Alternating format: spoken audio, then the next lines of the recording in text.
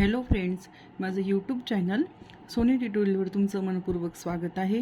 आज आपण BA FY Marathi भाषेचा अधिष्ठान अभ्यासक्रम MER 102 या बुक्समधून IMP बघणार आहोत. 2026साठी मे जूनसाठी IMP बघणार आहोत की कशावरती प्रश्न येतील. अभ्यासाला सुरुवात करण्याआधी तुम्ही माझ्या चॅनलवर जर नवीन असणार तर चॅनलला सबस्क्राईब करा. तुम्ही सबस्क्राईब केल्याने मला आणखी व्हिडिओ बनवण्यासाठी प्रोत्साहन मिळते, एक नवी एनर्जी मिळते. मी माझ्या वेळात वेळ काढून तुमचा अभ्यास घेते. तर तुम्ही माझ्या चॅनलला सबस्क्राईब करा, व्हिडिओला लाईक करा आणि गरजू विद्यार्थ्यांपर्यंत व्हिडिओ शेअर करा. आणि सबस्क्राईब केल्याने तुम्हाला मी व्हिडिओ अपलोड केल्यानंतर सर्वात आधी तुमच्यापर्यंत पोहोचेल. तर चला आता आपण बघूया IMP टॉपिक्स. तुम्ही बघू शकता मराठीचा भाषक वापरणारे पुस्तक जे आहे आपलं हे, याच्यामध्ये एक घटक क्रमांक 2, 3, 4 हे चारच घटक क्रमांक पहिल्या पुस्तकात आहे.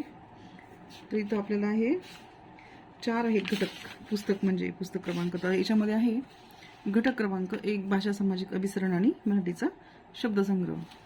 तर याच्यामध्ये जे स्टार केलेले असतात ते मुद्दे तुम्ही वाचून जायचे. त्या आधारित तुम्हाला प्रश्न विचारले जातात आणि प्रत्येक लेसन म्हणजे प्रत्येक बुक्समध्ये दुसऱ्या लेसनवर हमखास प्रश्न विचारला जातो परीक्षेमध्ये. याच्यातून तुम्हाला 2 तरी प्रश्न विचारले जातील ह्या लेसनवरती. नंतर पुढच्या लेसनवर तुम्हाला 1 किंवा अजून 2 प्रश्न विचारले जातील, मग मध्ये नंतर शेवटी.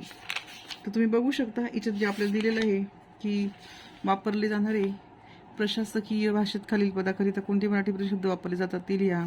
ते हे सर्व तुम्हाला व्यवस्थित अभ्यास करून जायचं आहे, वाचून जायचं आहे. मराठी भाषेत पेपर लिहायचा आहे, आपल्याला कॉपी करायची नाही आहे. पेपर पूर्ण लिहायचा आहे जेणेकरून आपल्याला मार्क्स पूर्ण फुल मिळतील. नंतर आहे विविध जीवन क्षेत्रातील भाषेचे उपयोजन.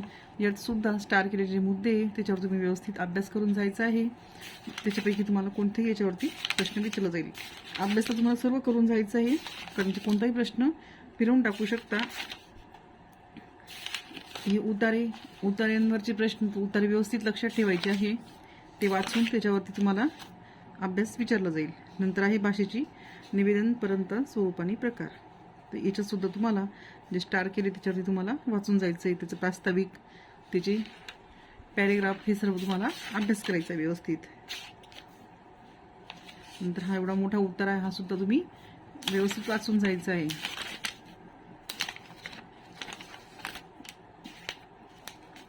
त्याच्यात प्रश्न आहे बेरोजगारीचा प्रश्न, हा पण येऊ शकतो.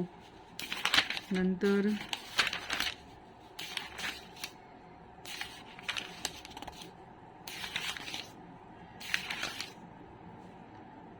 हे जे प्रश्न दिलेले आहेत ना, याच्यातून पण तुम्हाला येऊ शकतात की ग्राहक संरक्षण या विषयावर प्रबोधनपर कीर्तनाची संहिता लिहा, किंवा स्त्री पुरुष समानता या विषयावर प्रबोधनपर कीर्तनाची संहिता लिहा. कोणते तुम्हाला प्रश्न येऊ शकतो. नंतर घटक क्रमांक आहे 4 भाषा व्याकरण व लेखन विषयक नियम. याच्यामध्ये सुद्धा तुम्हाला हे स्टार आणि प्रास्ताविक वाचायचं आहे. बाकीचे हे वाक्यातील कर्ता क्रियापद कर्म हे सर्व तुम्हाला अभ्यास करायचा आहे व्यवस्थित. त्यानुसार तुम्हाला कोणतंही येऊ शकतं प्रश्न. कारण FYला वेगळ्याच पद्धतीचे तुम्हाला पॅरेग्राफ, उतारे आणि त्याच्यावरती प्रश्न उत्तर आहे. जसं SY TYला नाही आहे, पण थोडं वेगळ्याच पद्धतीचा अभ्यासक्रम आहे, पण केला तर अगदी सोपा आहे. मराठी भाषेचा सर्जनशील वापर कार्यपुस्तक. याच्यात हे दुसरं चालू होतंय पुस्तक त्यातलं. तर घटक शब्दनिष्ठ सर्जनशीलता. सर्जनशीलतेवर प्रश्न हमखास येतोच, म्हणून हा जो लेसन आहे पहिला हा नक्की करून जायचा. शब्दनिष्ठ सर्जनशीलता याच्यावरती तुम्हाला प्रश्न येईलच.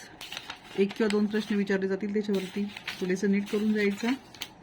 नंतर दुसरा आहे विचार प्रतिपदार्थ भाषेचा सर्जनशील वापर, हा सुद्धा नीट करून जायचा. याच्यात पण तुम्हाला कोणताही प्रश्न विचारू शकता. तर तुम्हाला हे सर्व व्यवस्थित वाचून अभ्यास करून जायचं आहे. सोपं आहे याच्यात अभ्यासक्रम सगळा, फक्त वाचून सुद्धा लगेच लक्षात राहील का सोपं आहे. नंतर आहे वाड्मयीन अभिव्यक्तीसाठी भाषेचा सर्जनशील वापर, हे सुद्धा तुम्ही करून जायचं आहे. तिसरं याच्यावरती पण विचारू शकता पॅरेग्राफवरती.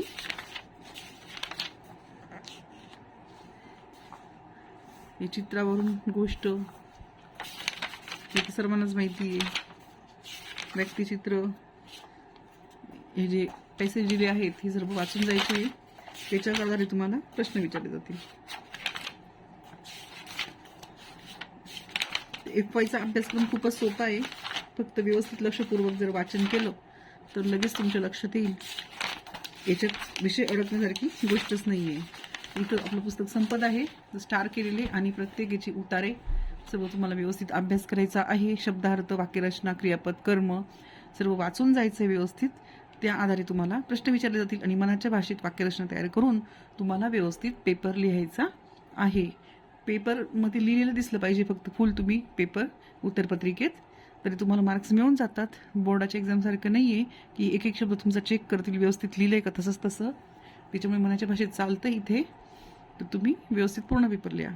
तुम्ही सर्व विद्यार्थ्यांना माझ्याकडून बेस्ट ऑफ लक. या वर्षाच्या परीक्षेला तुम्ही छान पेपर लिहा. तर चला पुन्हा भेटू पुढच्या व्हिडिओमध्ये एका नवीन टॉपिकसोबत.